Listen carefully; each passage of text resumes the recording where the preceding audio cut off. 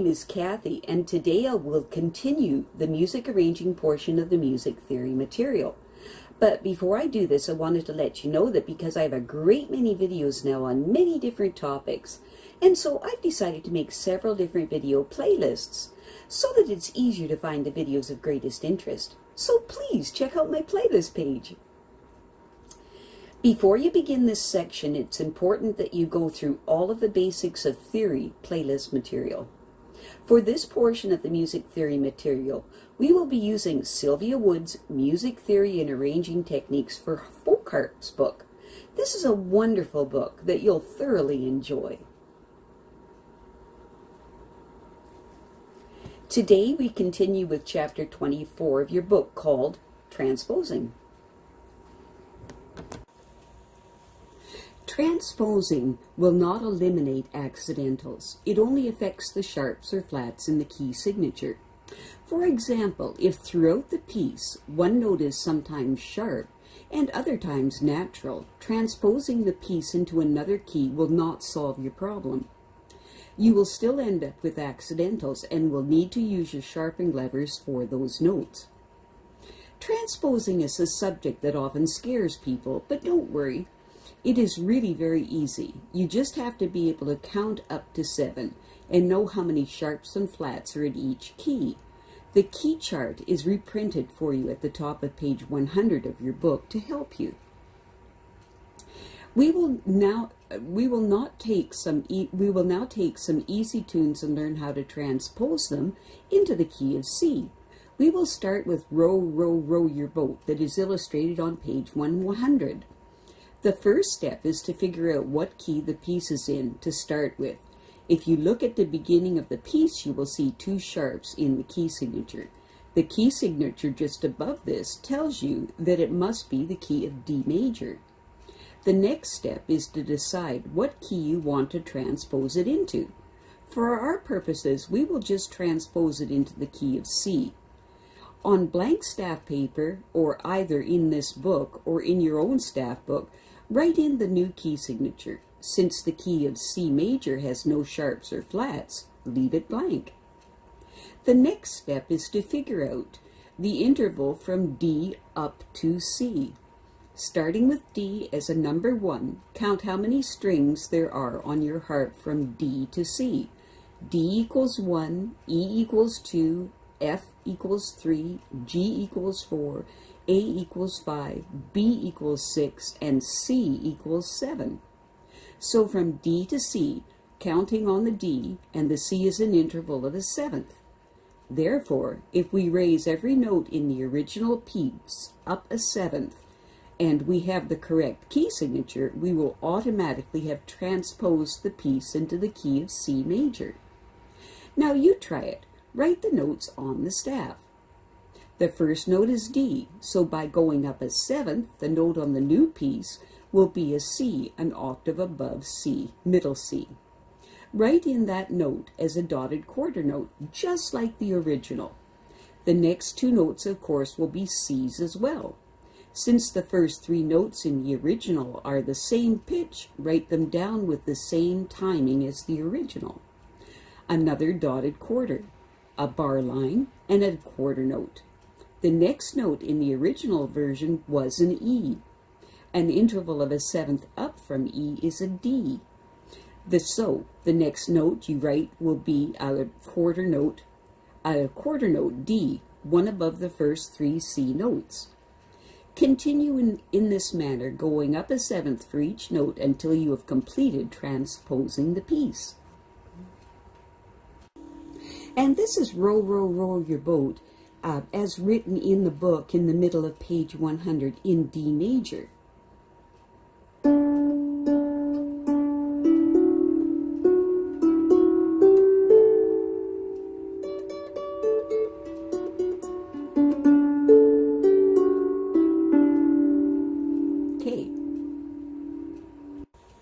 Now be sure your harp is in the key of C, that's no sharps and no flats, and play the new version of Row, Row, Row Your Boat that you have just created. It should sound correct. If some of the notes sound funny, you didn't move all the notes up a 7th. Count them all again. It should sound just like the row, row boat you have always known and loved. If it sounds right, congratulations! You now have transposed your first piece. Now that you've done it, I'm going to show you a shortcut for that one. To figure out how far we should move the notes when we transpose this piece, we counted from this key of D up to C and came up with an interval of a seventh. However, we could have counted down instead of up. Let's try that. How far is it from D down to C? Counting both the D and the C as we've always do when figuring out intervals, it is a second. Or in other words, just move every note down one string. So let us try this again. Transpose row, row, row your boat from the original key of D again to the key of C, but this time just move each note down one string. And this is row, row, row your boat transposed up a seventh.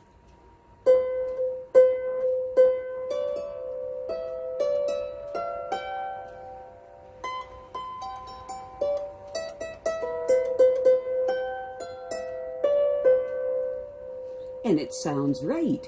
You try it. And this is row, row, row your boat transposed down a second.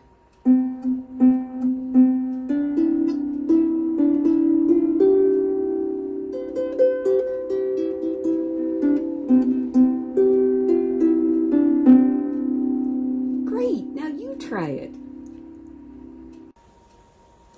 How did you do? Play this version and see if it sounds like your old favorite.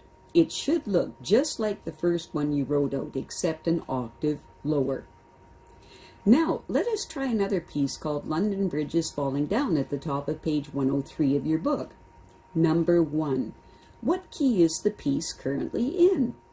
Check your key chart on page 100 to find the key signature that has 3 flats, and you will find that it is E flat major. 2. We are going to transpose this piece into this key of C, which has no sharps and no flats. So we don't need to put any sharps or flats in our new key signature. We will just leave it blank. 3. What is the interval between E flat and C? If we count down, it is a third. For the purposes of transposing, we don't care if it is a major third or a minor third. If we set our key signatures correctly, they will take care of everything. So all we have to know is that it is a third. If we count up instead from E flat to C, we would come up with an interval of a sixth.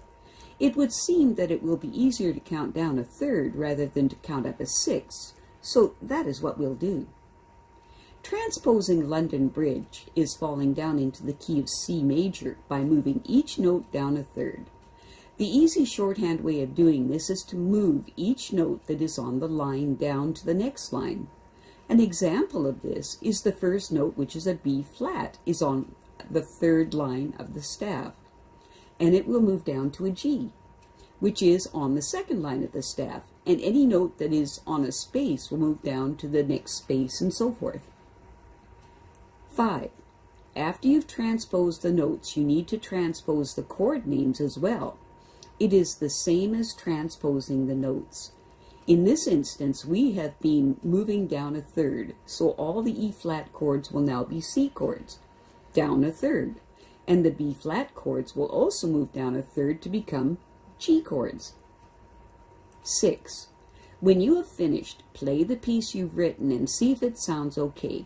If so, you did it. Great. If not, go back and figure out what you did wrong. Now that you've gotten so good at transposing, let's transpose London Bridge is Falling Down into the key of G major. Follow the steps as given, being sure you put 1 sharp, an F sharp, in your new key signature.